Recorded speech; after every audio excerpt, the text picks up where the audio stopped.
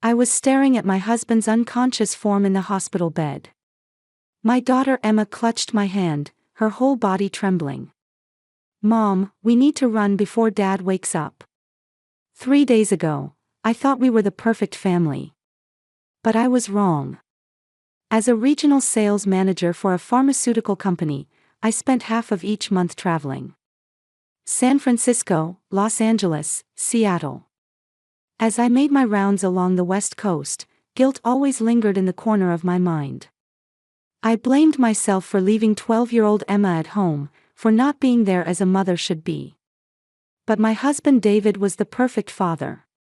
As a systems engineer working from home, he never missed picking Emma up, and he handled household chores flawlessly. The neighbors called him an ideal father, and he was active at school as PTA vice president. So I felt secure focusing on work. With David there, everything would be fine. That's what I believed. But lately, something had been off with Emma. Her grades remained excellent, but her smiles had diminished. She talked to me less, and she seemed to avoid being alone with her father. On mornings when I left for business trips, when Emma said, "Have a safe trip," I sensed something frightened in her eyes. But I told myself it was just typical adolescent changes. 3 weeks ago, I came home earlier than planned from a Seattle trip and heard quiet sobbing from Emma's room. When I opened the door, Emma hastily wiped away her tears. "I'm just stuck on homework," she said. But there was a fresh bruise on her left arm. "I fell down the stairs," Emma said, looking away. I couldn't say anything. I didn't want to believe it. 2 weeks ago, a notice arrived from the bank. The balance in the savings account I'd inherited from my father had dropped from $180,000 to $23,000. When I asked David about it, he smiled calmly. "I invested it, trying to grow it for you. Don't worry, I left it with a professional." He even showed me the contract documents with the investment advisor. I felt uneasy, but I couldn't bring myself to doubt my husband. A week ago, Emma said quietly, "Mom, if I told you something really important, would you believe me?" "Of course," I answered. Emma bit her lip and murmured, "Never mind, maybe next time." I should have pressed harder then. Friday night, I received a call from the hospital at my Seattle hotel. "Your husband has been in a traffic accident. His injuries are severe. Please come immediately." With trembling hands, I booked the fastest flight and returned to San Francisco. I met my mother-in-law at the airport and embraced Emma, who'd been brought from school. Emma's face was pale, her whole body shaking. In the car, my mother-in-law said, "David was on his way to do weekend shopping. He's always so careful, too." But Emma said nothing. She just kept gripping my hand with unusual strength. At the hospital ICU, the doctor explained the situation. Head trauma, multiple fractures, comatose state. His life was saved, but they didn't know when he'd wake up. It could take days to weeks. David was wrapped in bandages, connected to a ventilator. The perfect husband I knew wasn't there. My mother-in-law collapsed crying in the waiting room. But Emma wasn't crying. She just stared at her father's hospital room door. When I tried to embrace her, Emma's body stiffened. "Emma, are you okay?" I asked. "Mom, are you staying at the hospital tonight?" Emma asked in return. "That's the plan," I answered, and Emma said, "Can I stay with you too?" Normally she would want to go home. Why did she want to be near her father? No, that wasn't it. Emma was monitoring her father. When I realized that, a chill ran down my spine. Late at night, my mother-in-law went home, leaving just Emma and me in the room. Emma sat in the chair by her father's bedside and didn't sleep at all. She kept staring at David's face, as if she couldn't take her eyes off him for even a moment. At 2 a.m., when I tried to cover Emma with a blanket, she said quietly, "Mom." Her voice was trembling. "There's something I need you to know before Dad wakes up." "What is it?" I asked, sitting down beside Emma. With shaking hands, Emma pulled a tablet from her backpack. A password-protected folder was labeled Evidence. Don't open this yet. But if Dad looks like he's going to wake up, open it right away. And then run. Emma, what are you saying? My voice began to tremble too. Emma took a deep breath and looked straight into my eyes. When you're away on business trips, Dad isn't kind. He's only kind in front of other people. My blood ran cold. I was afraid to hear Emma's next words. But Emma continued. Dad hits me. Not every day, but when you're not there. Why didn't you tell me before? I raised my voice without meaning to. Tears welled up in Emma's eyes. I couldn't tell you. Dad said if I told you, he'd put you in the hospital. Emma's voice was hoarse. I thought Dad would really do it. Because when Dad hits me, his eyes are so cold. Like I'm not even human. I embraced Emma. I'm sorry, I repeated over and over. I'm sorry I didn't notice. I'm sorry I didn't believe you. Emma cried quietly against my chest. After a while, Emma wiped her tears and started speaking again. That's not all, Mom. Dad has another family. I was speechless. I couldn't understand Emma's words. Another family. I couldn't process what that meant. 6 months ago, a photo came to Dad's phone. Dad with a woman I didn't know and a little boy. It said, family photo. Emma continued. I saw it while Dad was in the shower. But Dad caught me. He beat me really badly. Dad said it was planning a surprise party for you, and I had to keep it secret. Emma rolled up her sleeve. There were countless old bruise marks. From purple discoloration to yellowing ones that were healing. My daughter's arm was covered with a record of violence. But I knew it was a lie. Emma's voice had a calmness beyond her 12 years. Because after that, Dad started going away on what he called business trips on weekends. He never went when you were home. So I investigated. I found Dad's old tablet and tracked the location data. Phoenix, Arizona. Always the same address. Emma's eyes held not fear, but determination. Then I started recording. Every time Dad hit me, yelled at me, all of it. Emma pointed to the tablet. I also recorded about your money. Dad was on the phone with someone. He said if he withdrew another $50,000, the plan would be complete. I trembled. The $180,000 inheritance. The only legacy my father left me. The reason it had disappeared. It wasn't an investment. It was fraud. Emma, you've been carrying this alone for 6 months. I cupped my daughter's face in both hands. You must have been so scared. Emma nodded. But I wanted to protect you. Dad said if you found out, he'd make you disappear. He said he'd make it look like an accident. So I gathered evidence. I thought someday I could use it. Emma had endured violence while collecting evidence. To protect her mother. I was crushed by my own powerlessness. Morning came, and Saturday's light streamed through the hospital room window. I hadn't slept at all. I still didn't have the courage to look at Emma's tablet. But I could feel something crumbling loudly in my heart. The perfect husband. The ideal father. It had all been a lie. At 9 a.m., the hospital room door opened. An unfamiliar woman stood there. Pretty features, but with an exhausted expression. She was with a boy who looked about 4 years old. Excuse me, is this David Morgan's room? The woman asked anxiously. I looked at the woman. Yes, this is it. But who are you? The woman looked at me and froze. Who are you? I'm Rachel. David's wife. The color drained from the woman's face. But I'm also David's wife. A nurse in the hallway intervened in surprise. The woman named Jessica and I were moved to the waiting room. Jessica began speaking with a trembling voice. 5 years ago, I met David.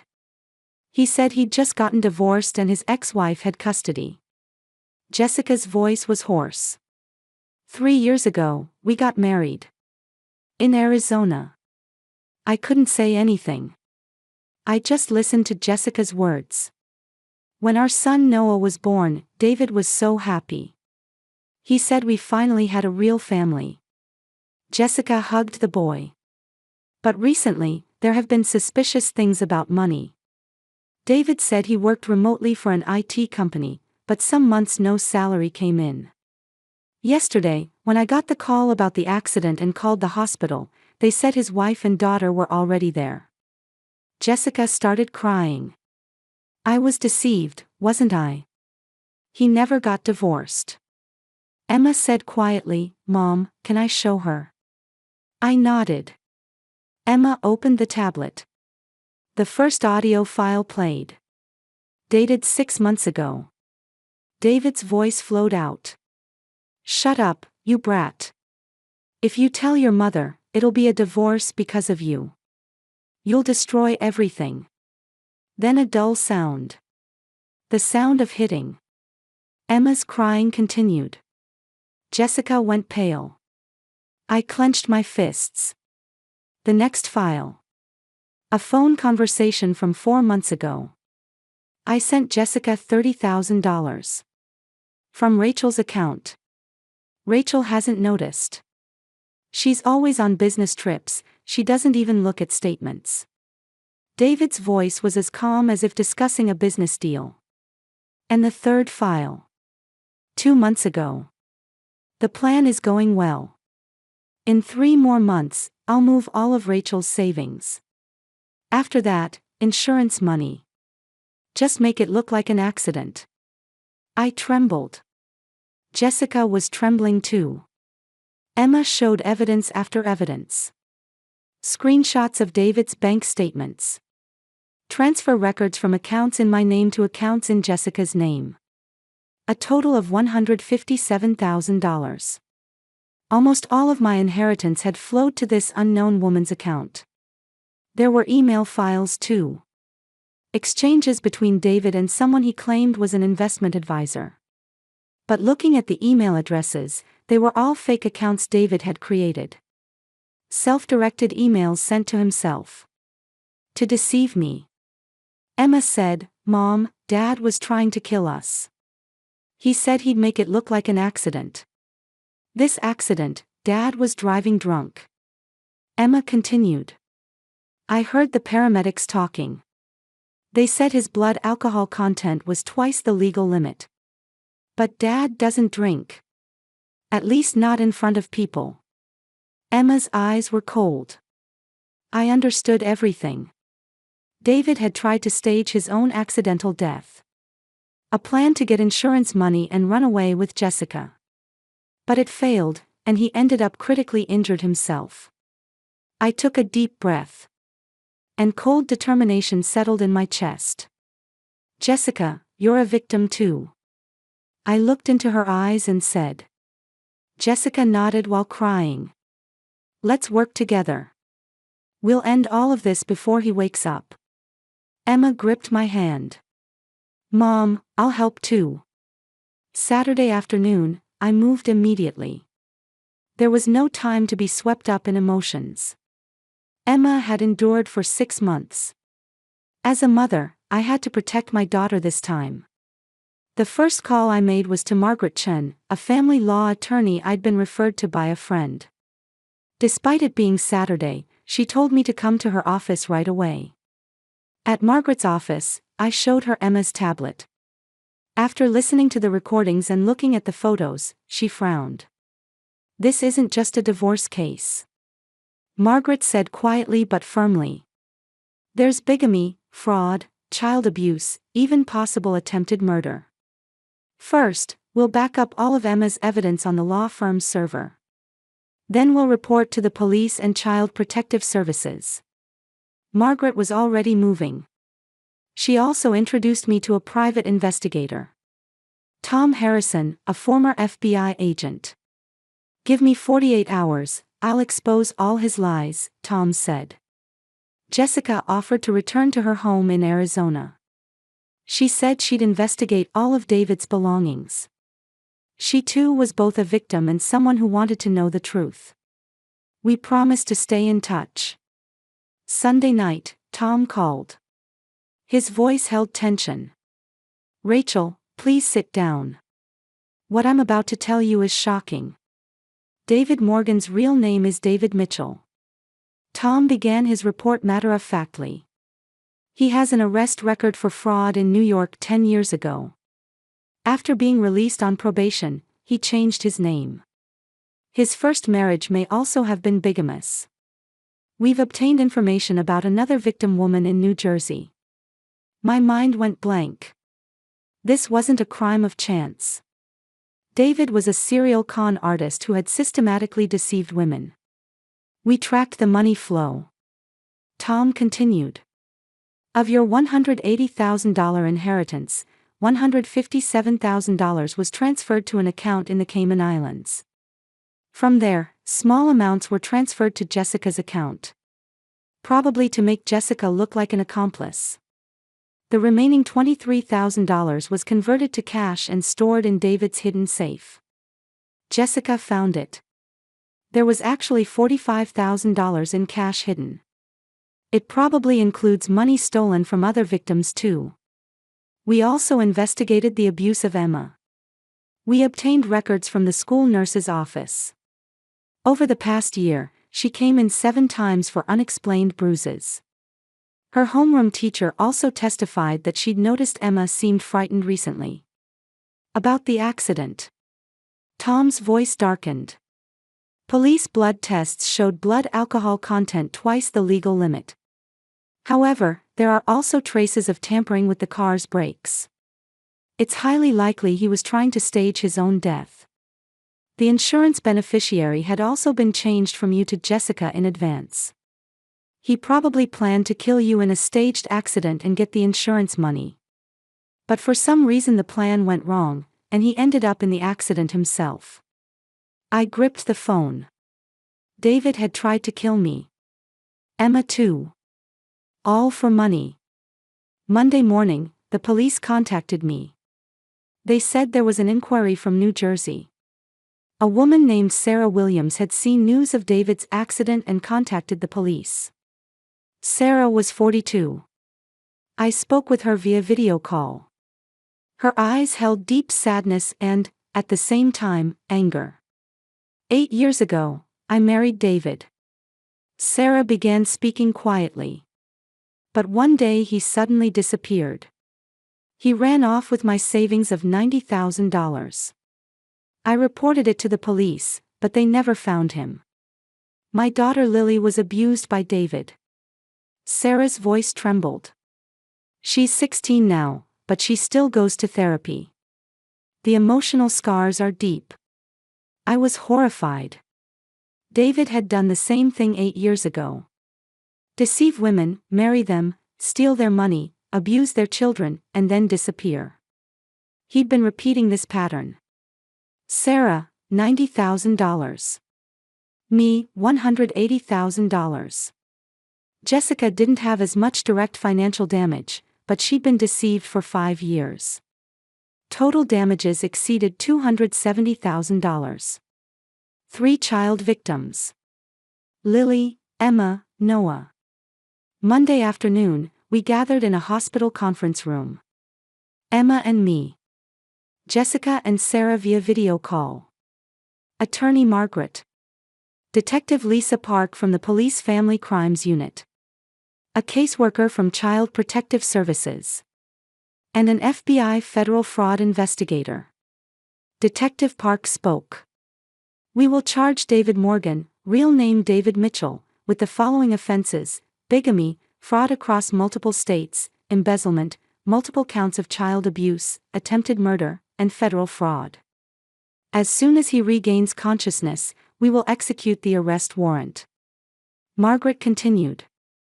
Ms. Rachel, will begin emergency divorce proceedings. Will complete all legal procedures while David is comatose.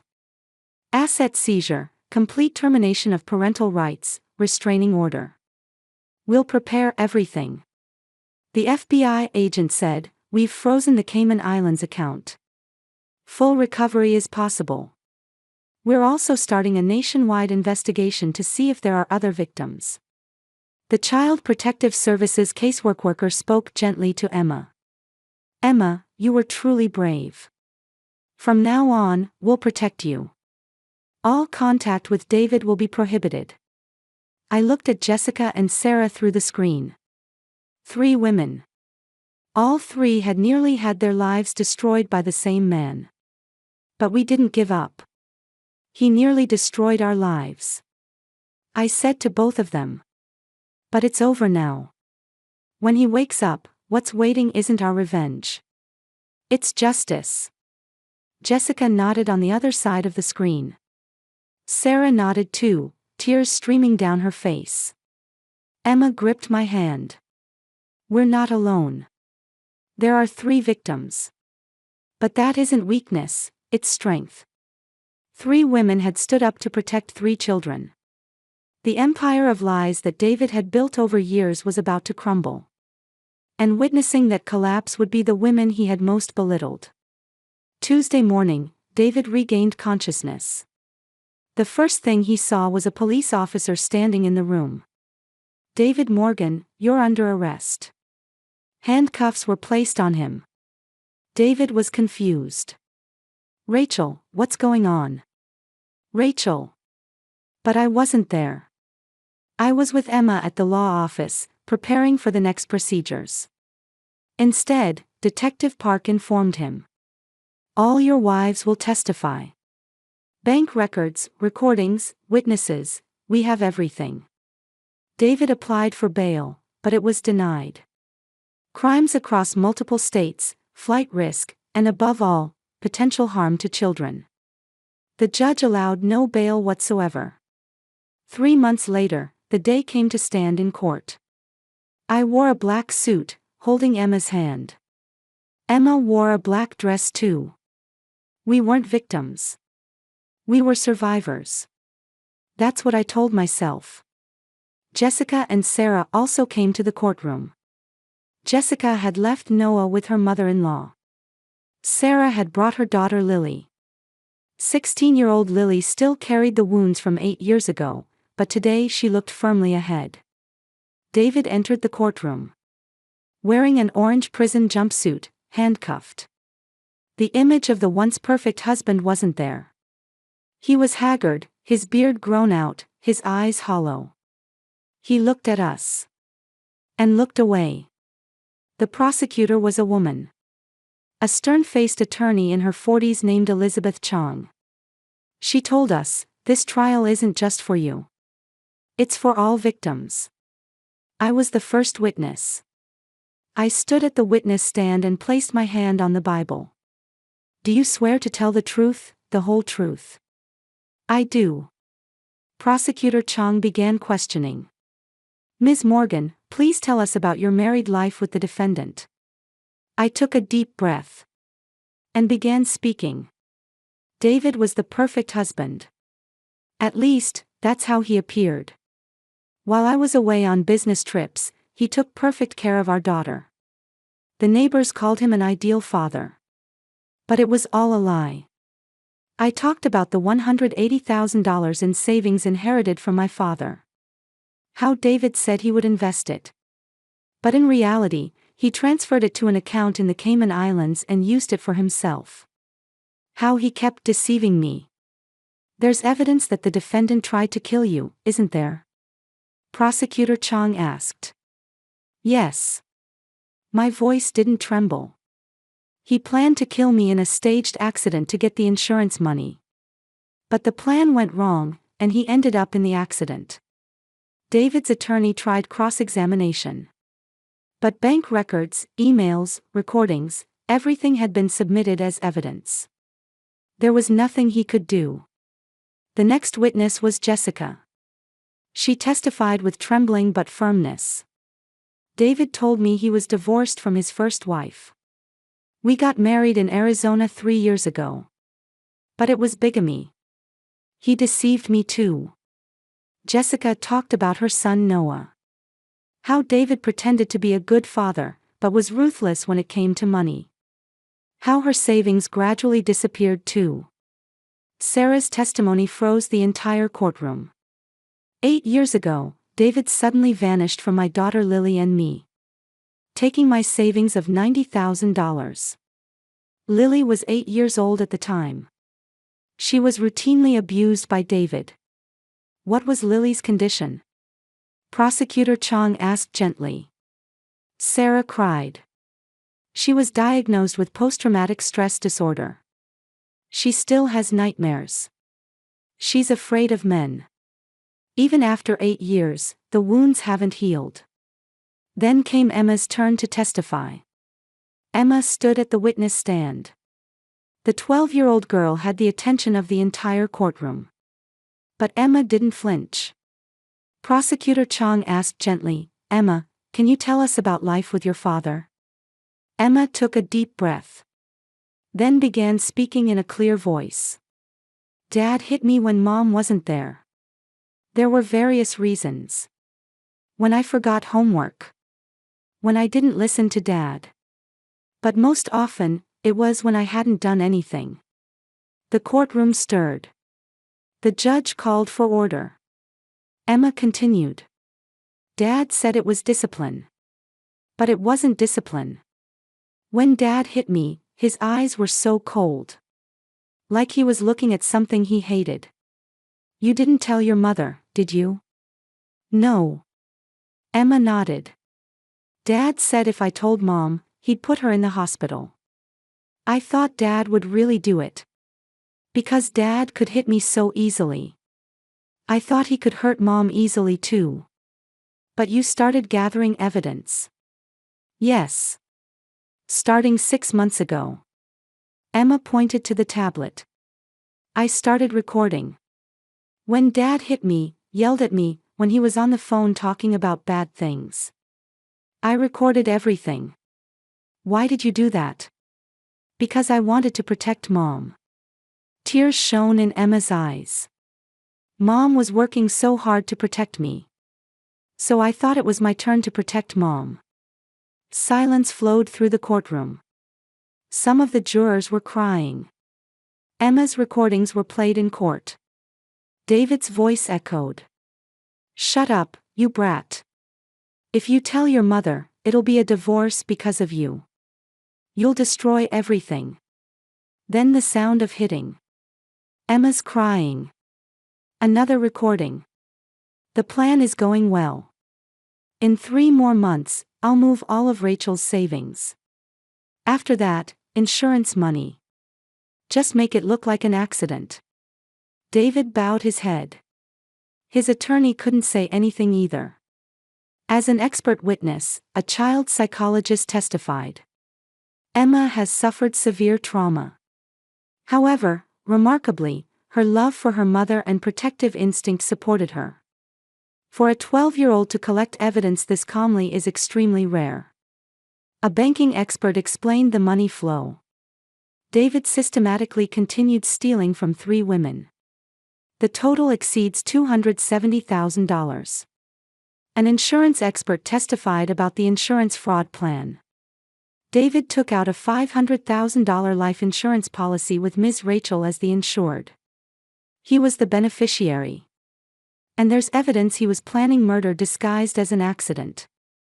An FBI agent testified about David's past. His real name is David Mitchell. Arrest record for fraud in New York 10 years ago. After release on probation, he changed his name and fled. After that, he continued deceiving multiple women. The evidence was overwhelming. David's attorney tried to argue mental state issues, but the prosecution immediately countered. This was premeditated crime. He was perfectly sane. That's precisely why he could deceive people so skillfully. In closing arguments, Prosecutor Chong looked at the jury. The defendant deceived 3 women. Abused 3 children. Stole over $270,000. And attempted murder for insurance money. This isn't a betrayal of love. This is premeditated crime. Give the defendant the punishment he deserves. The jury reached a verdict in just 2 hours. Guilty on all charges. On sentencing day, the judge looked at David with a stern expression. You used trust to hurt innocent people. Especially your own daughter. This is unforgivable. 25 years imprisonment. No parole. Everyone in the courtroom sighed with relief. I embraced Emma. Jessica and Sarah hugged each other. David was led away. Without looking back. The mask of the perfect husband had completely shattered. A year passed since the sentencing. I purchased a new house by the ocean in California. The inheritance had been fully recovered, and with additional compensation added, I was financially stable. But I'd regained something far more precious. My daughter's smile. Emma had regained her brightness. She continued therapy, gradually healing her emotional wounds. Now she had many friends at school. On weekends, Jessica and Noah came to visit. Sometimes Sarah and Lily visited too. Saturday morning, Emma was laughing at Noah's voice as he played in the yard. Mom, Noah wants me to teach him soccer. Emma looked genuinely happy. That's fine, go ahead. I smiled. Jessica was drinking coffee with me in the kitchen. I can't believe it, what happened a year ago seems like a dream. Jessica said, looking out the window. Back then, I thought my life was over. But now it feels like it's begun anew. He nearly destroyed us, but we didn't break. I said. Rather, we became stronger. Jessica nodded. I'm so glad I met you and Emma. And Sarah. I feel like we've become a real family. We weren't blood related. But we were family. We'd experienced the same pain, stood up together, and supported each other. That was a bond stronger than any blood relation. In the living room hung a photograph of 3 women and 3 children. Taken together last Christmas. Everyone was smiling. Real smiles. Emma now keeps a diary. She started on her therapist's recommendation, but Emma had grown to like it. One day, Emma showed me part of her diary. Dad took many things from me. Security, trust, a childhood. But there are things Dad couldn't take. My love for Mom, courage, and hope. I didn't lose. Mom didn't lose either. We won. Reading those words, I cried. Emma was truly a strong child. No, she'd had to become strong. That was sad, but at the same time, something to be proud of. David sent one letter from prison. Words of apology were written. But I tore it up without reading. I didn't show it to Emma either. His words were no longer necessary for us. Standing on the oceanside terrace, I listened to the sound of the waves. Thinking back, my daughter's words in that hospital room changed everything. Mom, run. But I didn't run. Emma didn't run either. We fought. And we won. What is a real family? Not blood. Not a marriage certificate. Protecting each other, sharing truth, standing up together. That's family. Emma was waving from the yard. Mom, look, Noah scored a goal. I waved back. Coming now. A new life is here, now. The pain of the past doesn't disappear. But we can carry it while still walking forward. Together with Emma. Together with Jessica, Noah, Sarah, and Lily. I smiled and headed to the yard. The children's laughter echoed on the ocean breeze. It was the sound of hope. The sound of a new beginning.